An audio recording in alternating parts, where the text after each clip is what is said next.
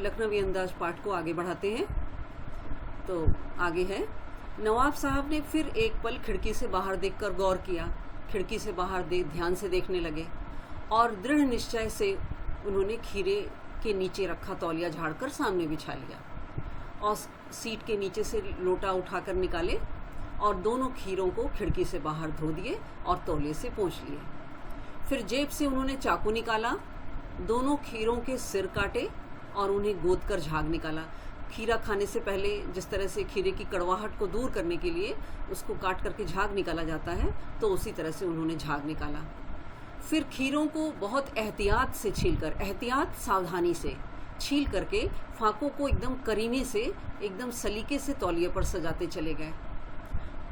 अब लखनऊ स्टेशन पर खीरा बेचने वाले खीरे के इस्तेमाल का तरीका जानते हैं और ग्राहक के लिए वो जीरा मिला हुआ नमक और पिसी हुई लाल मिर्च की पुड़िया भी हाजिर कर देते हैं। यानी वो खीरे के साथ साथ जीरा मिला हुआ नमक देते हैं और पिसी हुई लाल मिर्च की पुड़िया भी देते हैं। तो नवाब साहब ने बहुत करीने से, बहुत सलीके से खीरे की फाकों पर जीरा मिला नमक और लाल मिर्च की सुर्खी पाउडर बुरक दी, छिड़क दी। तो उन्होंने लाल मिर्च जो है वो छिड़क दिया। अब इस कार्य को करते हुए उनके प्रत्येक भाव भंगिमा और जबड़ों के स्फुरण से स्पष्ट था। उनके चेहरे पर जो हाव भाव आ रहे थे और उनका जबड़ा जो जिस तरह से चल रहा था, उस प्रक्रिया में उनका मुख खीरे के रसास्वादन की कल्पना से प्लावित हो रहा था। यानी उनके चेहरे पर खीरे के रस का आनंद लेता हुआ भाव जो है आ रहा था और उनके मुंह में पानी भरता हुआ दिखाई दे रहा था। लेखक कनखियों से देख रहे थे और सोच रहे थे कि ये मियाँ रईस बनते हैं, बहुत अपनी अमीरी दिखा रहे हैं, अमीर बन रहे हैं, लेकिन लोगों की नज़रों से बच सकने के ख्याल में अपनी असलियत पर उतर आए हैं, अपनी असलियत दिखा रहे हैं कि नवाब का जो दिखावा है वो असलियत दिखा रहे हैं। नवाब साहब ने फिर एक बार लेखक की ओर देख लिया और फिर उन्होंने कहा कि वल्लाह शौक कीजिए, लखनऊ का बालम खीरा है, कि यानी आप ये खीरा खाइए, ये लखनऊ का बालम खीरा है।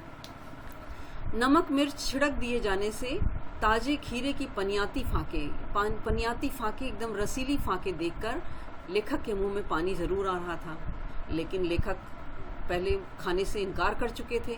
तो उन्होंने आत्मसम्मान निभाना उचित समझा, आत्मसम्मान को बनाए रखना ही उचित समझा और उन्होंने उत्तर दिया कि शुक्रिया, धन्यवाद, इस वक्त तलब महसूस नहीं हो रही है। तलब यानी ज़रूरत महसूस नहीं हो रही है। मैदा भी ज़रा कमज़ोर है, आमाशय कमज़ोर है। किबला शौक फरमाए, आप ही यह शौक फरमाएं, आप ही खीरा खाएं।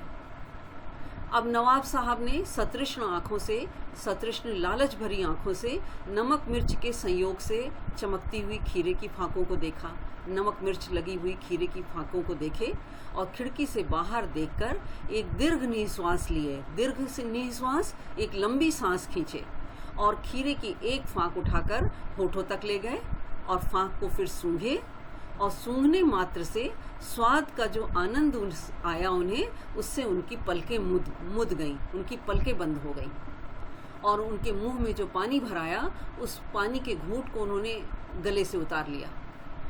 और तब नवाब साहब ने क्या किया कि फाक को खिड़की से बाहर फेंकते चले गए। नवाब साहब खीरे की फाकों को नाक के पास ले जाकर सूंघ रहे थे और वासना से यानी अपनी इच्छा से रसास्वादन करके उसके रस स्वाद का आनंद लेते हुए खिड़की से बाहर फेंकते चले जा रहे थे। अब नवाब साहब ने खीरे की सब फाकों को खिड़की से बाहर फेंक दिया और इसके बाद तौलिए से अपने हाथ और होठ पोंछ लिए और इस काम को करते हुए जो गर्व से भरे हुए थे, उस जो गर्व उनकी आंखों से झलक रहा था, उस आंखों से उन्होंने लेखक की ओर देखा और मानो देखते हुए यह कहना चाह रहे हो कि लो देखिए, यह है खानदानी रईसों का तरीका, खानदानी रईस ऐसे होते हैं। अब नवाब साहब खीरे की जो तैयारी किए थे, खीरा छीले और काटे और जिस तरह से जो तैयारी किए थे और उसका जो इस्तेमाल किए थे, इस काम में वो थक गए और थक करके लेट गए।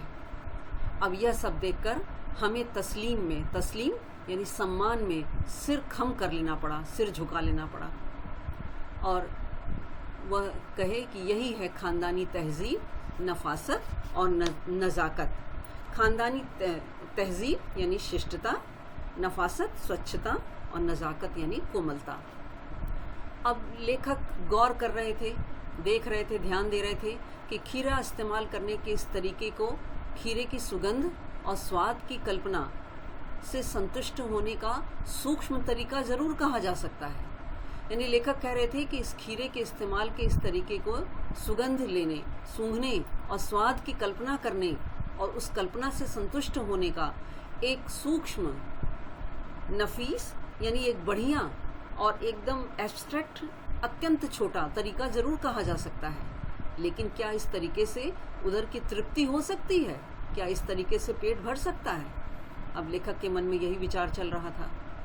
तब तक लेखक अभी ये सोच ही रहे थे कि नवाब साहब के ने उन्हें पेट भर जाने से ऊंचे ढकार ले ली। ढकार लेने का शब्द सुनाई दिया और नवाब साहब ने लेखक की ओर देखा और उन्होंने कहा कि खीरा बहुत लजीज होता है, लजीज स्वादिष्ट होता है, लेकिन होता है शकील, यानी आसानी से नहीं पचता है। मैदे पर भी बहुत, नामुराद मैदे पर भी बोझ डालता है, ये जो है आमाशय पर बहुत बोझ डालता है। अब लेखक के ज्ञान चक्षु खुल गए, अब वो उनके ज्ञान के नेत्र खुल गए और वो पहचाने कि यही है नई कहानी के लेखक। और जहाँ लेखक पहले नई कहानी के लेखकों का विरोध करते थे, वहीं वो समझ गए कि हाँ, ऐसे ही लोग नई कहानी के लेखक हैं। खीरे, जब वो सोचे कि जब खीरे की सुगंध और स्वाद की कल्पना करने मात्र से ही पेट भर जाने पर डकार आ सकता है, मात्र कल्पना करने से डकार आ सकती है, तो बिना विचार, घटना और पात्रों के लेखक की इच्छा मात्र से ही, सिर्फ सोचने मात्र से ही नई कहानी क्यों नहीं बन सकती। तो लेखक जो नई कहानी के लेखकों का विरोध कर रहे थे, वो मान गए कि ठीक है, ऐसे भी कहानी लिखी जा सकती है। तो इस तरह यह पाठ समाप्त होता है।